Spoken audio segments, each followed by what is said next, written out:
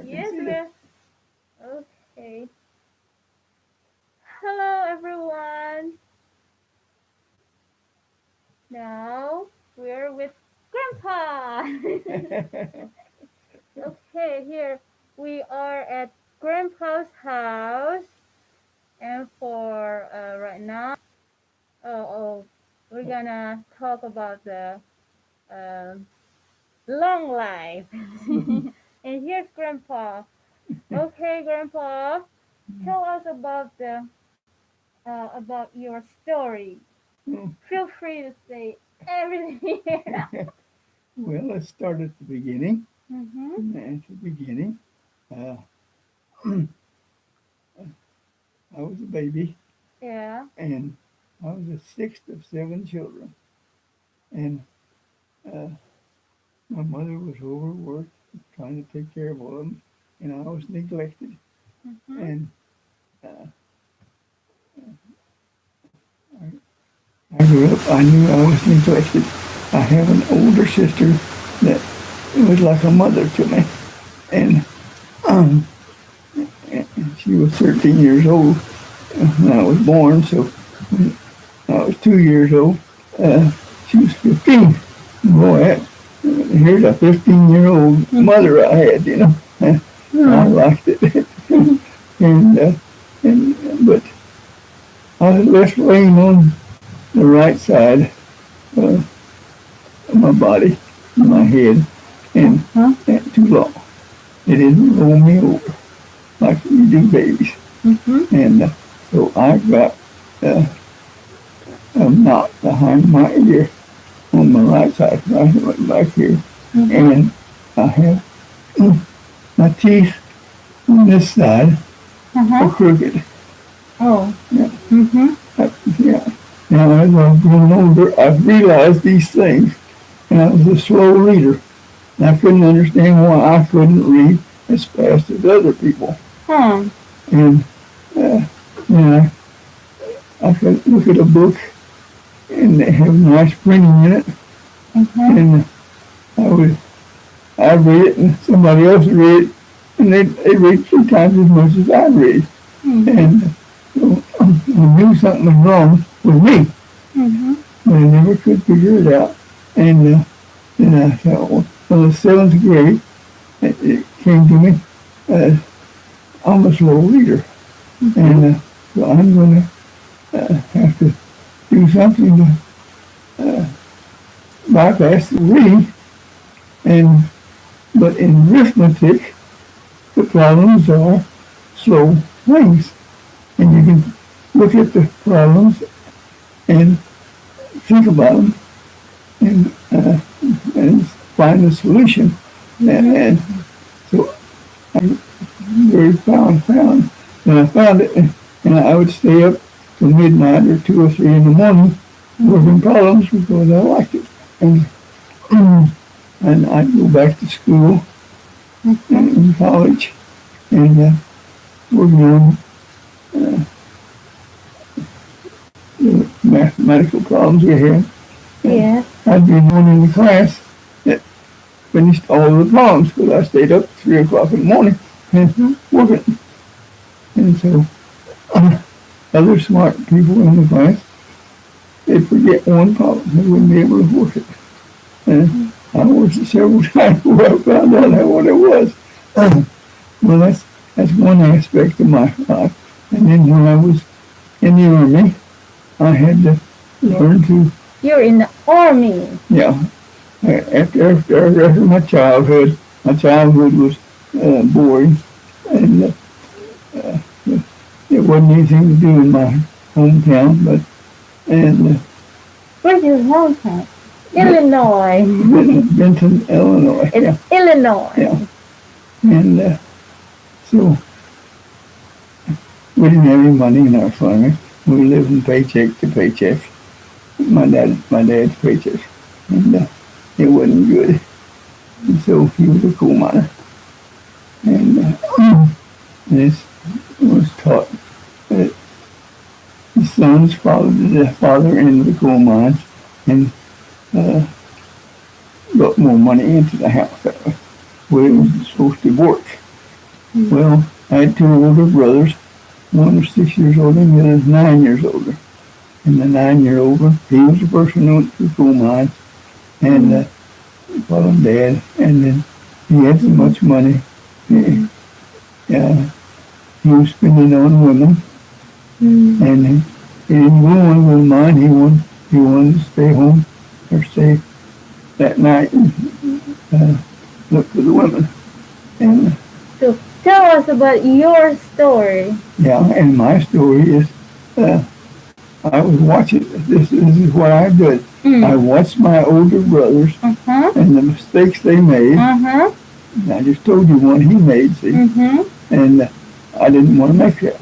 Yeah. And then the next one, brother, he was smarter, and he didn't have as many mistakes. And he was like a father figure to me.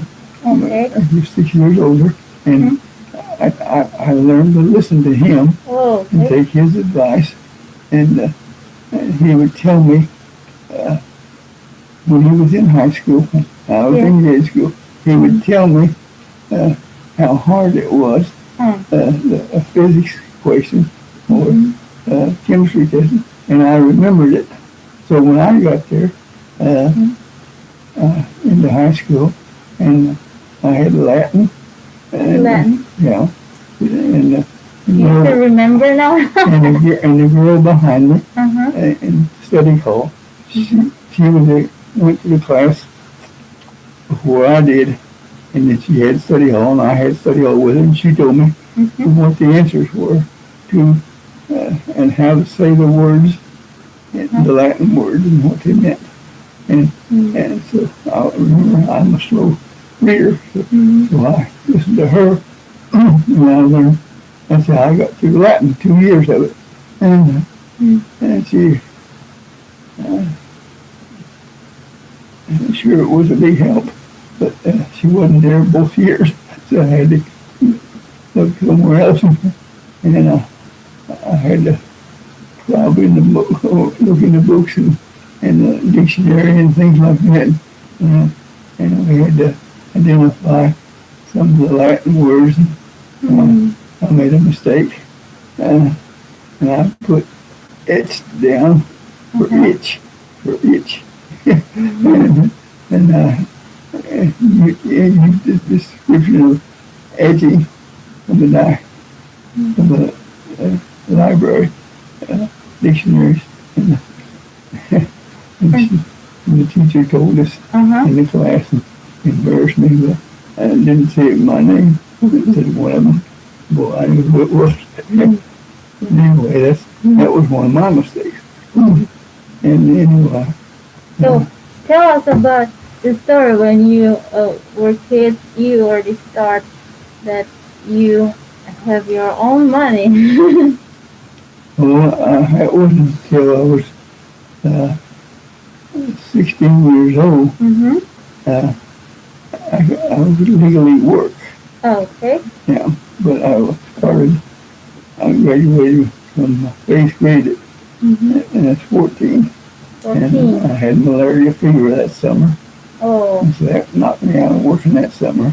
But then the next year I was 15 and I would mow lawns and I got morning newspaper to deliver. I had to get up at 4:30 in the morning. Grandpa is really hard worker, everyone. Yeah, and I go down to where the papers came in, and the man was there receiving them, and he gave us our number of papers we had for our routes, and we knew what our routes were. We didn't go on the other guy's route, and we delivered our papers, and then come home and eat breakfast and went to school. And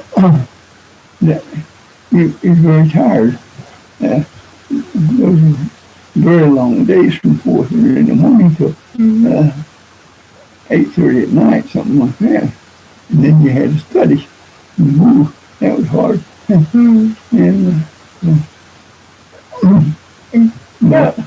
But I got money for my family.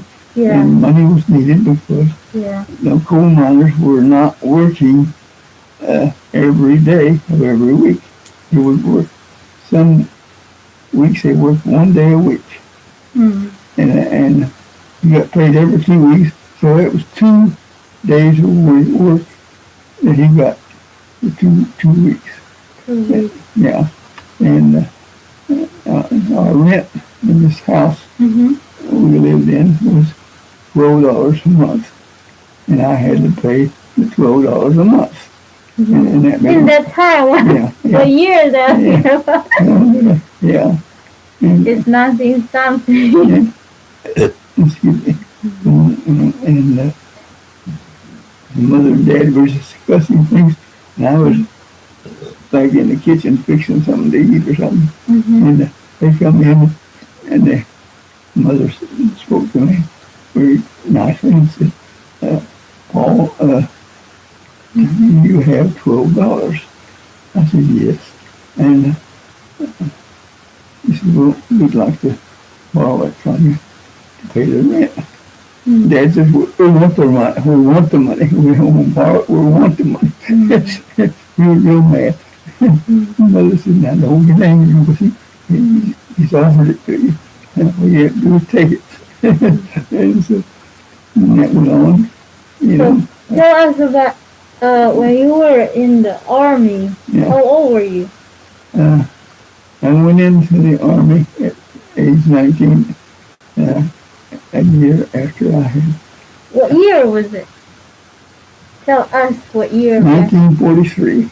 43. Yeah, Everyone. February the 4th. And It's World War II. yeah. Uh-huh. And we did basic training in the state of Nebraska. No, it wasn't Nebraska. It was Wyoming, yeah. Mm. And that's fort there near Denver. And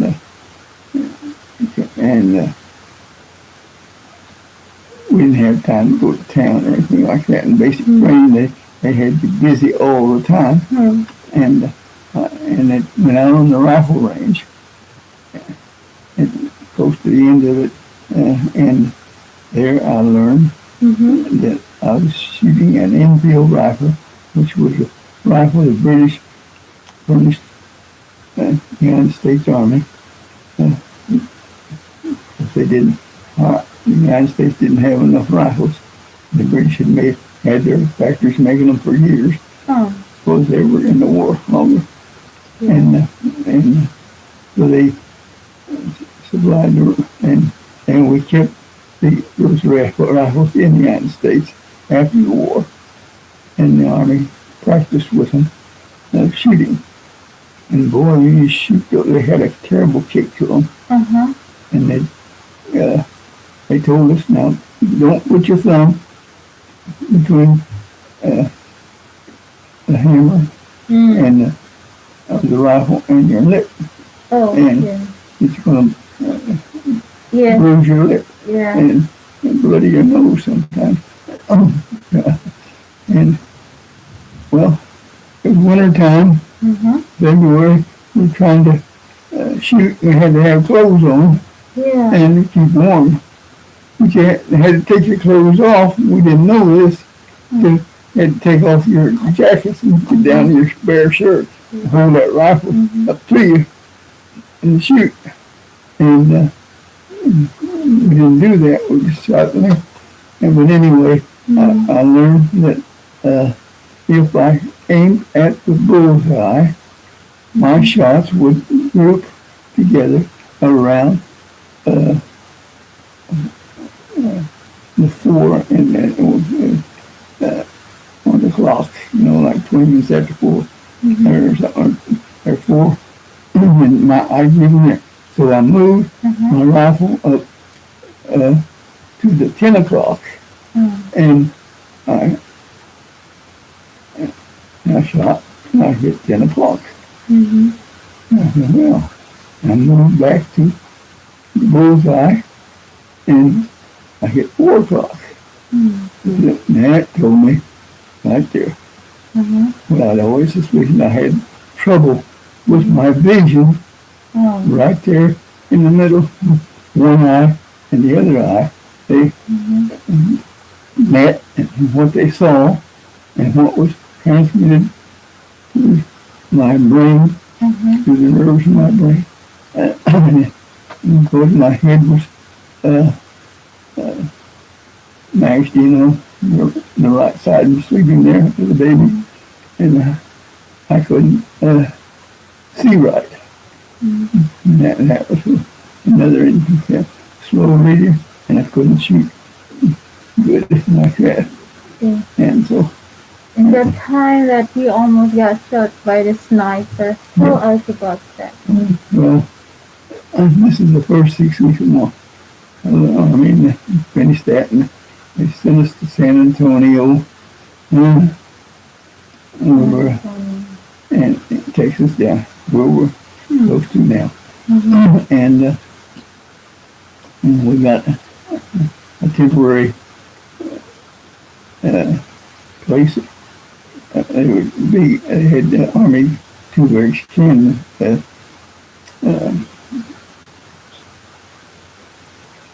buildings for us to sleep in and live in, and had our own mess hall and all that.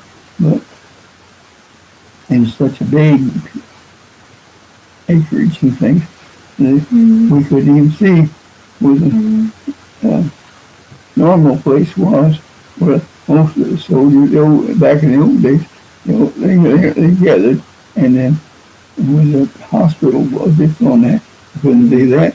But we were over here on the east side, and they had a railroad track from like to our camp area, and they had a railroad depot to they could unload and load us and our supplies. And we stayed there 6 weeks, learning to be blacksmiths. And we weren't, everybody saying, blacksmith, that's back in World War I. So we can weld today. And yeah, but you need to know how this metal goes together. You hammer it, you heat it up, and get it red hot, and you put it on the anvil, and pound them both together. And so we learned to do that. And kind of strange. So tell us about how that you handle the grief. How old are you now, Grandpa? I'm 19. I had a birthday in when I was in San Antonio, so I turned 20. So Grandpa will be 99 in few months. Yeah. 99. Yeah. It's 99. But I was sent to Oregon, and that put together the division I was going to be in. And for some reason, I didn't understand it. I was put in a company of fully those with soldiers and officers and non-commissioned officers. And another company next to us was Quartermaster Company. And they said we were a light maintenance warden company. And they were still together too. And then we were sent to Mississippi. And Mississippi camp down there was World War I. Had been all the soldiers were infantry, and so we thought we were in the infantry. Well, we were in the 65th Infantry, but here we were ordnance. Well, we thought we had really lucked out. Ordnance was repair things, and we learned my platoon to be repair of the vehicles in the Army. They sent me to school in Lincoln, Nebraska. I learned how to do the electrical wiring on an automobile, and it really served me right for the rest of my life. That information, and I got a B plus in my grade. And I came back, and on my way back, we got to Memphis, Tennessee, on the train, and they said the invasion of Europe that started D-Day was that day, June the 6th. And what do you mean with that? And well, we didn't have to go to that. The unshot troops, and then there's the very beginning, so many of them were killed. And, Navy and everything but Marines were in the South Pacific. And Yeah. and the Coast Guard, they were in there. Yeah, a lot of them got killed. My friends, high school friends, Really? yes, they got killed. How can you handle that, the grief in your life? How do I remember? How can you handle after the grief? You know, It's still in my mind, see. so, I forgot all about this yeah. while I was doing it, Uh-huh. and when I got out, Sometimes people cannot, they still in grief, depressed. So how can you handle that? God was good to me. God is good to Grandpa. And later on, in the army, we were in Germany, and we had a lot of fighting with snipers, and we found out that we were not a light maintenance company on vehicles. We were a 600 man, no, 300 man battalion of soldiers that we had lots of trucks, and we traveled in the trucks wherever they sent us, and we were like the cavalry was in the Civil War. And the cavalry was in the Civil War used to bust through the enemy's lines and go way up, and the South cavalry was very good at it. And they go up in the enemy lines and see what was behind the enemies, how much rations they had, and machine guns they had, and rifles or cannons, we did this too. We were supposed to tell the division commanders what was there, and we were in Patton's division, the Army, Third Army, in the 65th Division. We changed out with another 92nd Division. The 92nd Division went with the English. And they made the film about Bridge Too Far, and that was the English trying to cross bridges on the line against the Germans. And the American, they had American troops, and they went and we took their place in the Third Army, and we were that battalion that was cavalry, and we would go and we take long trips, and the first one we took was up behind our lines after the Battle of the Bulge. And we went north, behind our own lines, and our officers had field glasses. We didn't know it, and they were studying the other armies that were had a real hard fight with the Germans in the Battle of the Bulge, and we were trying to see how well armed they were, how they were replacements, and artillery, and how many tanks and they had, and we brought that information back to George Patton,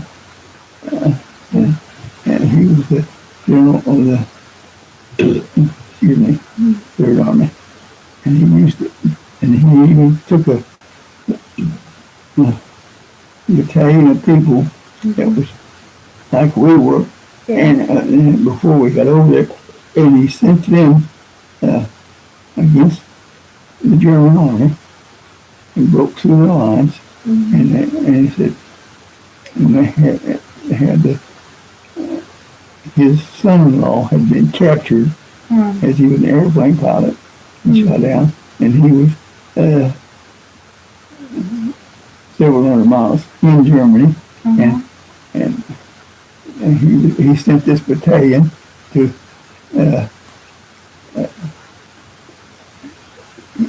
recapture that his son-in-law and bring him back, and it was so far that their radio was back, all the information that they saw, that Patton wanted to know. That's what it was all about. We wasn't going to get that boy back. He was sending that battalion in there to see how many tanks, where they were, how many artilleries there were, and paratroopers, whatever they had in line, and they radioed it back, and most of them got killed or captured.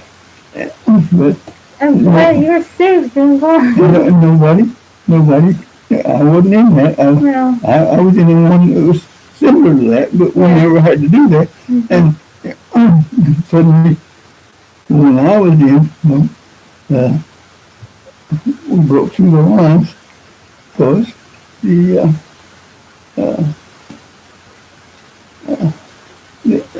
were stronger than the Germans, and our army pushed forward, and we broke through the lines, and we came to the Rhine River. And the Rhine River had a huge bank on the west side of it, and that's the one we were on. And then down at the bottom of it is the Rhine River, it's big like the Mississippi River, and we had to cross it, and there was the Fifth Army up above us, and here we were the Third Army, and the Seventh Army was below us, and all three of us were pushing to get across that Rhine River, and we made it, and our army, the Third Army, got through, and we went. The general got a bridge placed across the Rhine River at Mainz, Germany, which is where the Rhine River met up with another, made it real wide, and compared to Mississippi River and the Ohio River, where they meet. And so he built his bridge across that big body of water, and because it was very gentle, the water was, where they met together, they didn't make a big splash or anything, and he was able to get his army across there, and we crossed it in trucks, and there was this whole wagon of battalion of 300 men in trucks, and we took off and went up the uh, interstate. We call them interstate here in the United States. They had their roads had one, and they all led to Berlin, Yeah. and they were hard, but they took out all the bridges, and so we could only go about 30 miles an hour. And that one, that's over vehicles, and, 60 miles an hour. Our vehicles would go between convoys, and Well, we had that's, to drive, go up there, and that's a very long story. and I went up the river, and the highway, and we went up and we went to these places where the bridge was taken out, and went down and up to the other side. Germans didn't know that we had 6-wheel drive vehicles, and we had a winch with a cable on it in front. And then if we got in trouble, unwound that winch, put it up on a tree or roll stakes in the ground, and pull that truck up with us, load them in. And so we were very good, and we just kept going like that.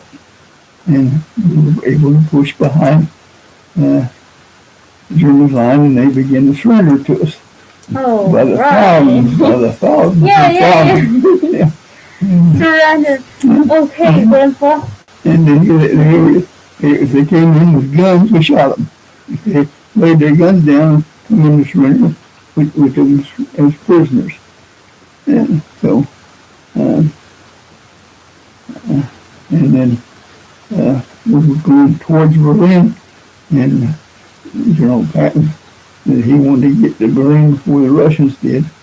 Then rolled down, got about halfway there, and they made us turn 90 degrees, go south. And so we went, and we made that 90-degree turn and started south.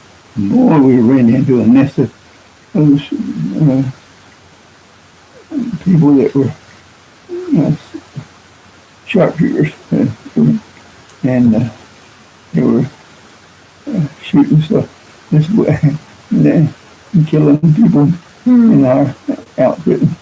We got to this town in southern Germany, in the foothill of the Alps, and they had great big hills on it, the town, and they had 2 big hills, and down between the hills was a road, and it had been paved, and cobblestones, and then it went up the hill on each side, and they had built houses on each side, and on terraces, and so they just kept going higher and higher, making lots, and the houses were put together, and so.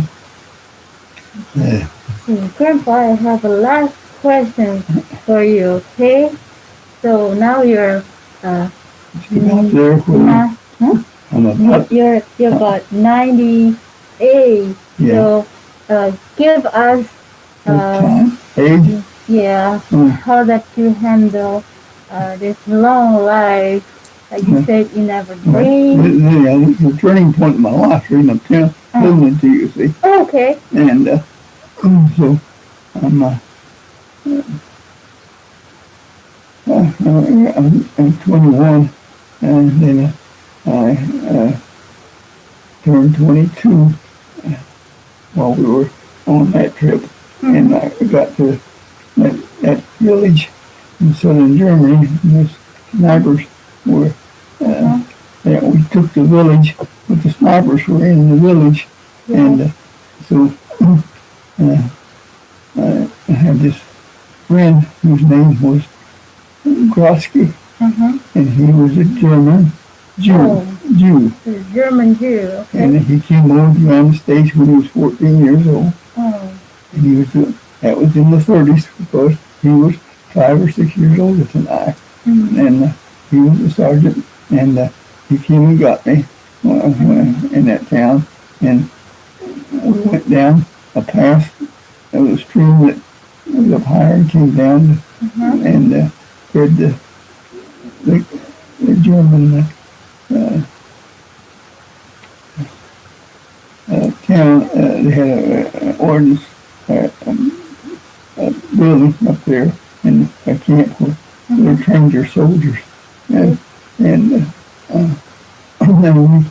he and I went down, and he came across the pistol laying in the path, and it was a P-38, and we're not supposed to pick them up because they might have a bomb under them, and so it scared me to death. And he picked it up, and he's looking at it. And Oh man. yeah, and he went on down about 20 more yards, and there was another gun, pistol. It was a Luger, and he picked it up. Man, this guy's going to kill us both. And he came back up and he said, yeah, here, you take this one. He gave me the P-38. He kept the Luger. And we went on down, and here was a big cave on the other side of the stream that we were on. And on our side, we had a big 12-foot cliff that shielded us from anything up above. But there was a big cave over there, and that big cave had 4 boxes of hand grenades stacked on top of each other, German hand grenades, and the top one was open. And then they opened it and put a one hand grenade straight up. So all you had to do was shoot that hand grenade where it's on the explosive end, which was sticking up, and then blow up all those underneath and kill everybody around, Well, we were on the other side of it. We didn't go over there and look at those grenades, and the sniper must have wanted a whole lot of men around it, but he didn't shoot it. And we went up over the 12-foot cliff and put all the weeds and roots and things like that and climbing up. We were like 20 feet apart.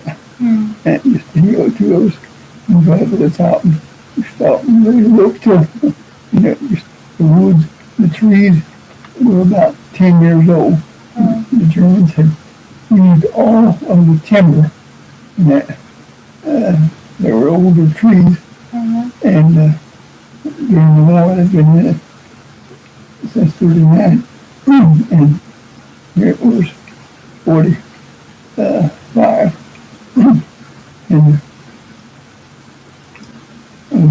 I don't know whether it was what time of the year it was. Okay. Because I didn't have any wristwatch, I didn't have any calendar, and we just lived day to day. Everything just a big blah, And the nights and days we were there. We'd sleep in our sleeping bags at night. And anyway, yeah, it was cool, but it was really nice. We got in this building that first night, and we thought we was great. And they even had commodes in there, and places to wash your hands, but it was cold. And the next day, that's when Rusty and I went down this cave down there with all these explosives in it, and we went over that hill and ran down through the woods. And I hadn't seen anybody. Here was a little house that was come up to my chest, and it was a place for shoot deer out of. It was permanent, and I went up on the blind side of it. They couldn't see me. I took my rifle and hit the side of the wall, made noise. Nobody answered. And the rescue was over there backing me up, and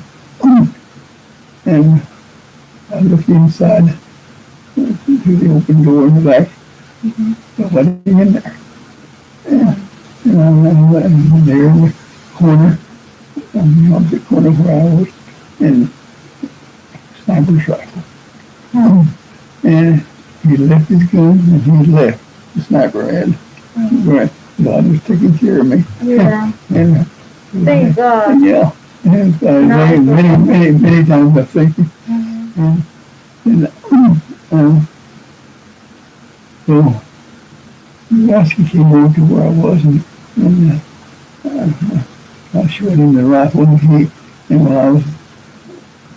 I took the rifle, I took the bolt out of it, and put it in my pocket on the left side, and took my bayonet, and I unscrewed the two screws and holding the side on it, and I took it off, and I put the screws in the pocket with the bolt, and I put the socket, and then the sniper's sight in my other pocket on the right side. So nothing's in there, just part of the winds. And I can go. That really not be enough. So Yeah. here was this rifle, a very good rifle. And so I took it and I put it in the fork of a young tree, and I bent it. I turned it around, put it in a U-turn, and I left it hanging there. And about skin his spot. And we went back to camp. And so we would have stayed the night before, and there was this lieutenant back. He had been away from us for 6 weeks. Oh. But he had been wounded and shot through his thigh and his calf of his leg and knocked off 2 toes. And he was well. The officers were always put back in the lines when they weren't nearly dead. And so, but then if it was an enlisted man, they sent him home. And so they wouldn't have to feed him more over there, getting well, and send him home to the hospital. So used to nicely. And so he was there, and this lieutenant was, and he was practicing with his 45 shooting at a can down in the stream that we could follow. And then there was a little pump house there that he was in, and that was his headquarters. And he was learning to shoot that pistol. He misfired it and hurt himself. And so, I saw him shooting down, and I saw him pulled out this .238. I got it, and that's I aimed at the cage. He had it back again, and I shot twice. Like I said, I wasn't a good shot. But I just splashed the water so over it, and it blood, and I put the bullet gun back away. He looked up at us, and boy, he lost so much weight, his helmet was real big on him. And then we went on to where we were sleeping in, and so we woke up, and Roski was sleeping somewhere else, and I was sleeping with my squad. And the next day, got up, had breakfast, washed up on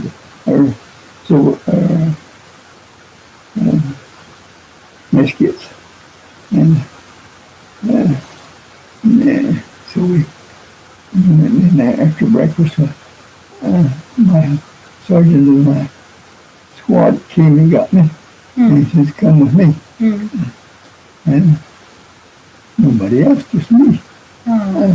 He took me down to this hill, and when we were in that town, and they were going to top of the hill we were, and the hill was between us Mhm. and the road, and then the next hill, on the same side. And he says, drag this hill. I looked at him. There's nobody backing me up. You always had two men on the guard. And, yes, sir. Yeah. And they had a wall there at the top of the hill now. And in front of it. Didn't see anything out there. I was very careful. And I hid in the trees that belong to these 10-year-old trees. And then nothing was happening. The sergeant left, and just then he came back about an hour after I put me out there. He said, go over there in the sunshine on the other side and guard that side of the hill. And I thought, that's pretty silly. I don't have any backup. You want me to go in there? There's a sniper down there. And you need to draw him out. That was sniper bait. And then we were in the sunshine. And then up from that. Why did you do that? This German sniper was shooting people in the town down where our company battalion had taken over the headquarters down there. And there's a nice building and all that. By golly, they were shooting men that drove the trucks or the cars, the jeeps and the main cars. And my friend was a driver for the colonel and the command left, and he staying outside of the building. And the officers all met in the building and made their plans and all that. And they're talking on. And others were in their jeeps, and so they were on the other side of the building. And lo and behold, one shot, he was killed. And McPhail was his name. And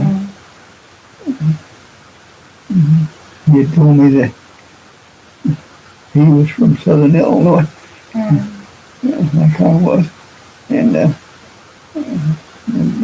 our towns were about 25 miles from each other, east and west. They were east of us. But then they kept me out there, and they sent a guy in a big black fur coat and walking up towards me and jabbering like he was crazy, And he blah, blah, blah, blah, blah, blah, blah. I listened to that voice and I said, that's not a German voice. The German voice is deeper.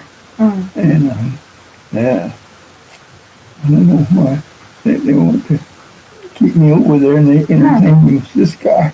And this guy came up the hill, German, and he stopped and he took a mess kit out of his right side pocket of that big coat, folded it out like this, and held on one end, and then folded it back up and put it back in his pocket, showing me that he was an American soldier. That's the only reason I knew he was an American soldier.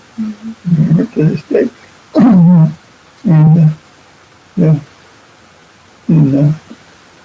The sniper,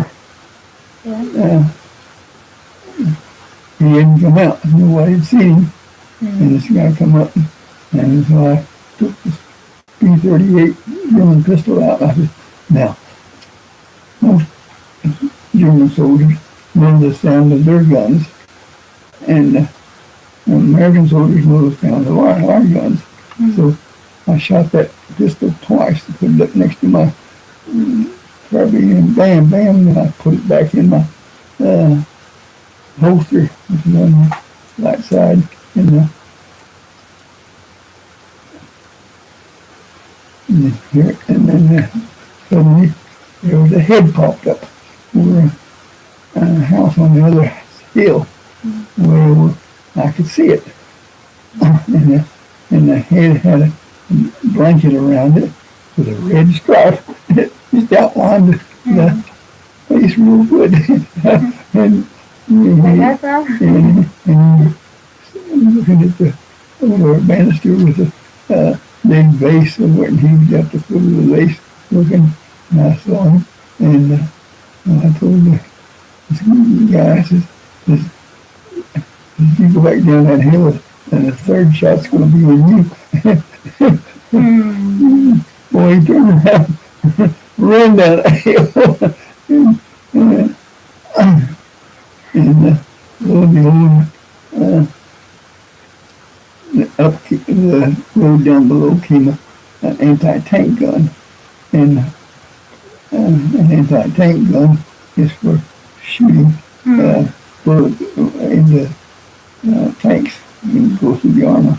And You remember everything. and bullets are about the size of an arm, and so they got it even with me, and the tank gun turned 80, 90 degrees and away from me, and it put 2 rounds into that house up there with see that sniper, and it was a yellow house, the whole thing, and they put 2 of them, boom, boom, and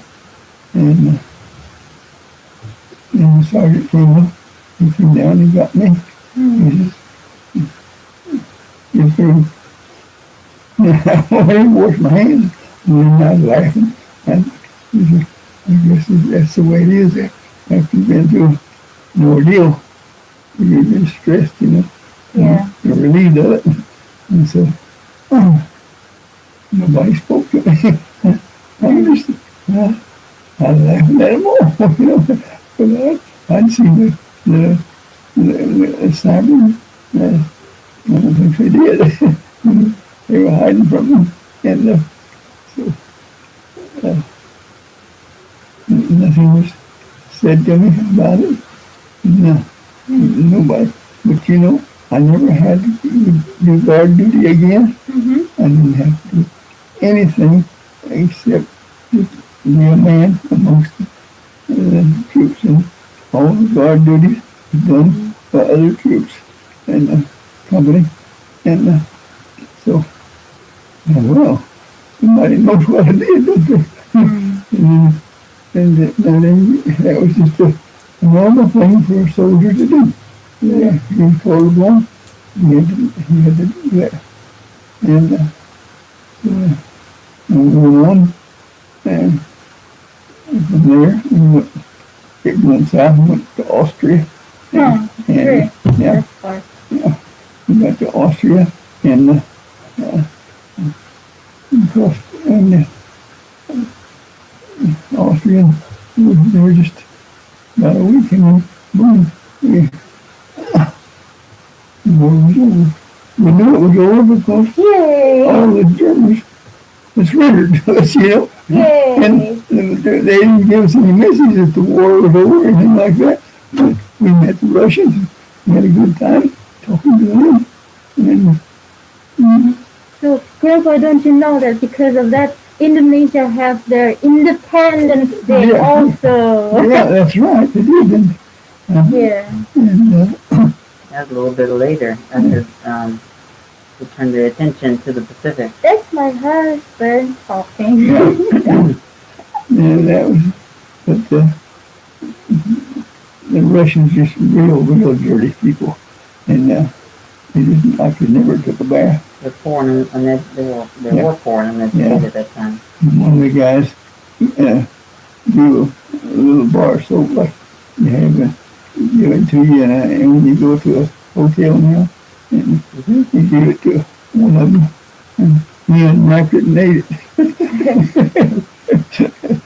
By the way, Grandpa, we're almost, look, it's night outside. So the last question that I really want that you tell everyone here that uh, how to live a long life, like you said before Yeah. in the poem. Well, it's as strange as it is. Uh,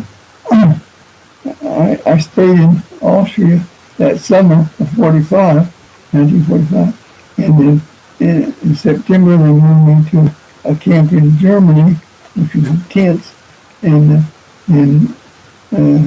stayed there 30 days, and then they moved me to Belgium, and I stayed in Belgium all that winter of 45, and in 46, the, it was still winter, and the, my turn came to get on a ship and come home. So I got home, and it took me just 5 days to get from Belgium to the United States, Uh-huh. and they put me on a train, the other soldiers, and I went to Wisconsin and discharged the very next day. No, it was the 17th of April, my birthday. All right. And I've forgotten all about that war, bro. Everything. And go home. My girlfriend was waiting for me. So, This is a long story. yeah. So make it short.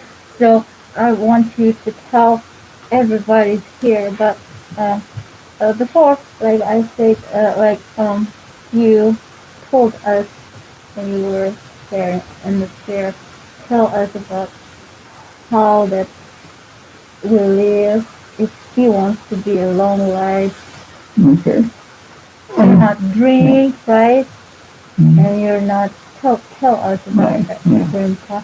Well, Nina and I, she waited for me, and so about 4 years, and then we got married June the 15th, and then we 1946, and then 1949, our first child came, that was Bruce, and then the next child came, and it was Greg. You know, 2 boys in a family, boy, I was a big man. That's right. Yeah, and then we had the third child, and she was Gina, you know, and man, I think that was a girl.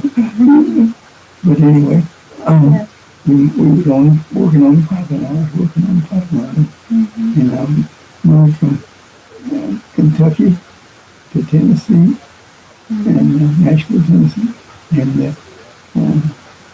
then Houston. I was transferred to Houston, and I worked 10 years on there as a Roseanne there, and I was transferred to offshore, and yeah.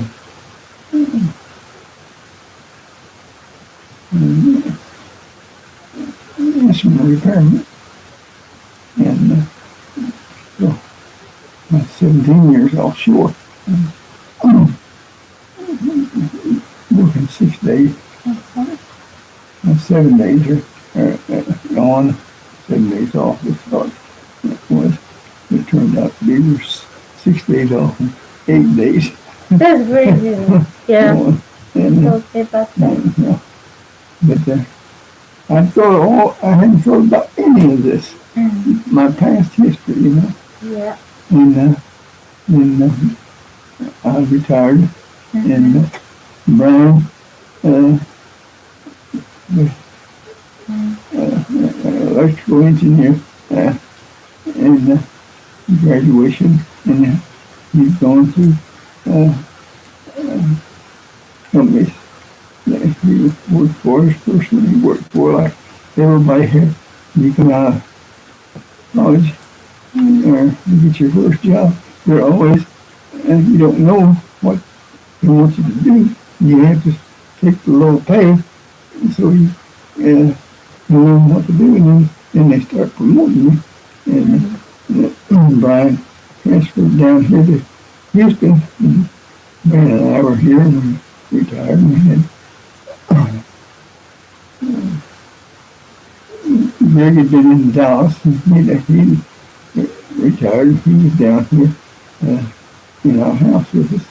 And so then when Brian worked for Powell Industries, and then they laid him off, and then he went and found a job with SRAM company doing repair work. He was the chief engineer on that job, and senior engineer. And he lived with us about 8 years, and he's going to South Korea, Canada, and so forth. And he met you, met they online, and so he went to visit her in Indonesia. Well, her were Indonesia, and you told me how long he took to fly over there. Yeah, it's 17 hours or something like that. 24 24. hours, Okay. which is, yeah, Mm-hmm. like one day. Yeah. And he came home and he continued working with SRAM, I think. Then he made contact with you online, and he interviewed you. You were 36 years old, and you hadn't had any children, and he wanted you. And he said, well, that's good. That's what I need for a wife. And he went back to Indonesia and met you, Yeah. and he got married in Indonesia. And then he came back to the United States and filed for you to come to the United States, and you filed over there for you to come. Yeah. And so, about a year later, you were here. Yeah. And then one day you just walked in with him, and we realized in this room, and you were just smiling and happy, and it was good to see you. You're such a happy person. Well,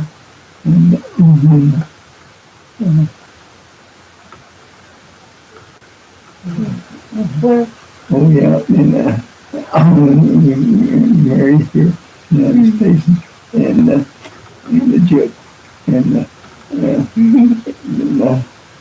I talked to her about what her role was as a wife, and I said, now, Brian has a hard work, and he has customers that and supervising and so forth.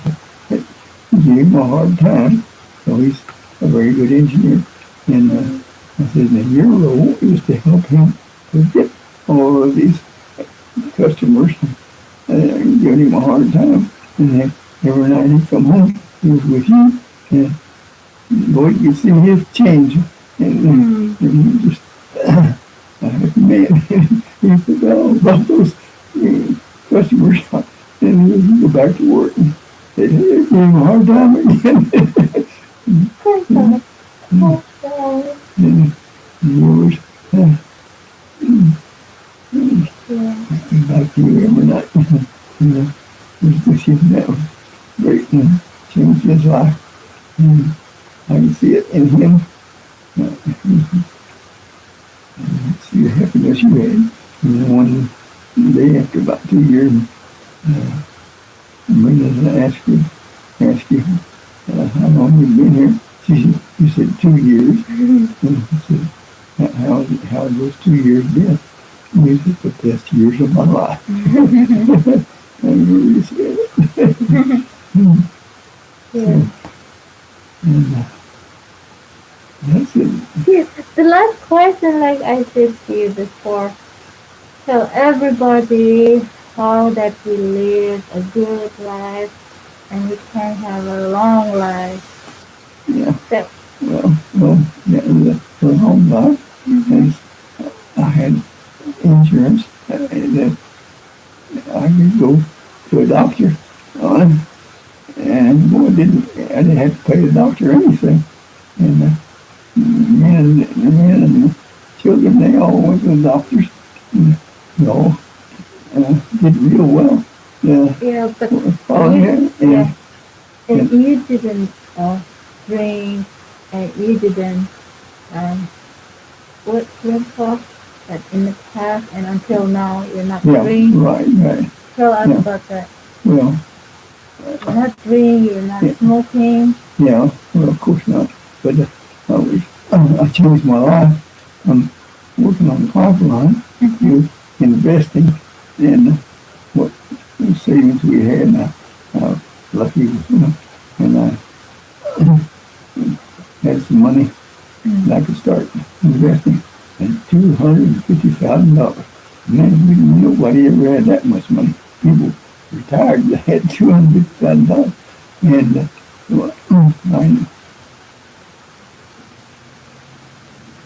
Okay, so we're doing so. Tell us about the more important in life. important things. In life, is Yeah. you said about forgiving. Yeah. How do you tell us about Yeah. You must. Well, when Brenda died, and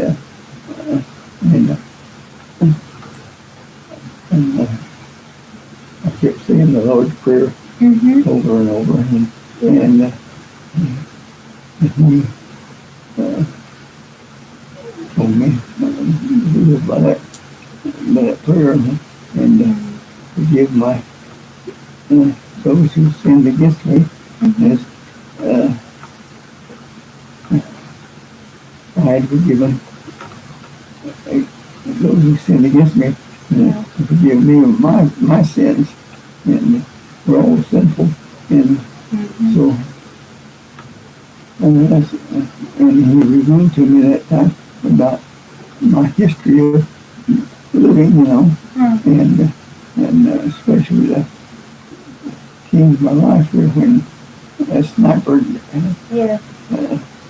didn't get me, and my company got him with a shooting a tank gun into the building. And I told that one day in Sunday school class, and when the teacher was teaching about David putting this husband of this woman, this beautiful woman, and he wounded the woman and had her. In fact, one of the soldiers was up in front, and he had the general and the army put him out in front of the troops whenever they made a raid or something like that, and leave him there by himself. So he'd get killed, and he did. Yeah, and, that's so evil and wicked. And he told us about 3 times, and I said, well, I was out in front of my troops too. I know what you mean. And I told him the story of the sniper and how I modeled in it. And that boy, he was just amazed that here he had this guy and been in Sunday school class with him 10 years and never revealed that.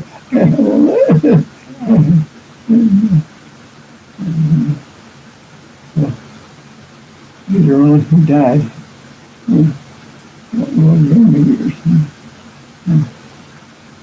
Nina died first, and then he died. And I'm alone with Greg. Thank God I have Greg. Boy, he just fell right in there and did all the waiting on me, and soon I had good health and took care of my doctor bills and all that. Well, I go to a doctor. Okay, it's already 6:19, and already dark. So I think that's all our conversation with Grandpa. Thank you so much, Grandpa, for sharing to people Yeah. that we don't have to um, uh, be, you know, we must uh, be happy and we must be forgive people Yeah. so we can have a good heart. So Yes, God forbid the doctors that can take care of you. yeah. And I got a good heart doctor. Uh-huh. And he put 3 stents in my arteries from my heart. And Thank God for that doctor. yes, ma'am. And he's an Arab. He's an Arab doctor, the whole thing. Arab. Yeah. So, we have no racial Mm-hmm. No trouble racial. in this family. Yeah. Everybody's Everybody. Yeah, yeah. And Drosky, Mm-hmm. turns out, I've heard that they had a German displaced persons. They had joined our army, and they were all through our army. And when we captured the Germans in the towns, and see, and they went in there and looked for these Germans that had been so terrible to the Jews, killing them and all. And Husky, one of them, I didn't know it. I just thought he was a good guy. So by the way, you still have your exercise and you still, you train your brain so you will not forgetful until now, right? Yeah, oh yeah, yes. Yeah. And lately I've had about to, I'm so old that I've got to thinking about my mind being adrift on me, like a, with I keep trying to see and you get you can't see, you get a screen up there against you, and yeah, my mind went that way. The doctor didn't know about this, but I had a pain in my chest, and he knew about that, and it was in my digestive system, and he got a young doctor to look after me, and he looked after me, and then got this young doctor to look at my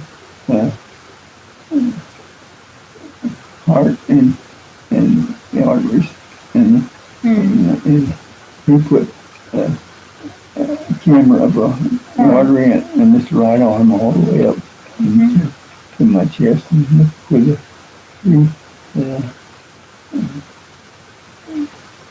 places in my artery where he was working, but I found out that they were only 2 of them was 30% full, and the other one was 40% full, and